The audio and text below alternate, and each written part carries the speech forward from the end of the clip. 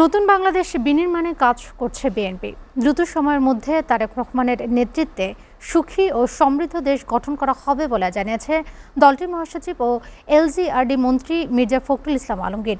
সকালে নয়াপল্টনে বিএনপির কেন্দ্রীয় কার্যালয়ে তিনি বলেন, সংসদ অধিবেশনে বসার পর সংরক্ষিত নারী আসনের বিষয়ে কাজ শুরু হবে।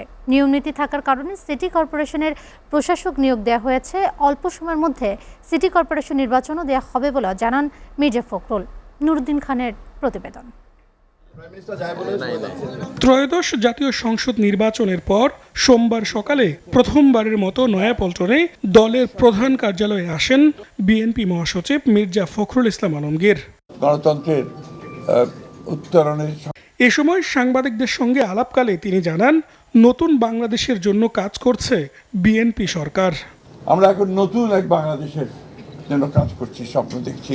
আমাদের নেতা, আমাদের তরুণ নেতা, আমাদের দলের চেয়ারম্যান এবং বর্তমান প্রধানমন্ত্রী তারেক রহমান সাহেবের নেতৃত্বে এবং অতি অল্প সময়ের মধ্যেই তিনি যে দেশের মানুষের মধ্যে যে একটা অবস্থান করে নিয়েছেন, যে তিনি কাজ শুরু করেছেন এবং কাজ করবেন এবং তার বিভিন্ন কর্মপদ্ধতিতে সেটাই প্রমাণিত হচ্ছে। দ্রুত সময়ের মধ্যে সিটি কর্পোরেশন নির্বাচন দেয়া হবে জানিয়ে এলজিআরডি মন্ত্রী বলেন, নিয়মনীতি থাকার কারণে সিটি কর্পোরেশনে প্রশাসক নিয়োগ দেওয়া হয়েছে। স্থানীয় সরকার নির্বাচনের বিষয়ে কত নিয়মকানুন আছে তো সরকারি এবং যে প্রথাগুলো আছে সেগুলো কতগুলো মেয়াদ আছে, কতগুলো মেয়াদ শেষ হয়ে গেছে, সবগুলোকে এক জায়গায় নিয়ে এসে আমরা সরকারের তরফ থেকে একটা সঠিক সময়ে এই নির্বাচনগুলো দেওয়ার ব্যবস্থা আমরা করবো। তবে নিঃসন্দেহে এই নির্বাচনকে প্রাধান্য দেওয়া হবে। তিনি বলেন, সংসদ অধিবেশনে বসার পর সংরক্ষিত নারী আসনের বিষয়ে কাজ করা হবে। জনগণের সঙ্গে সম্পৃক্ততা থাকতে হবে, রাজনীতির সঙ্গে সম্পৃক্ত, দলের সঙ্গে সম্পৃক্ততা থাকতে হবে।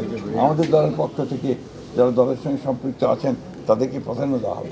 আওয়ামী লীগের কার্যক্রম আইনগতভাবে নিষিদ্ধ, তাই তাদের দলীয় কার্যালয় খোলার ঘটনা আইনিভাবে দেখা হবে বলে জানান মির্জা ফখরুল ইসলাম আলমগীর।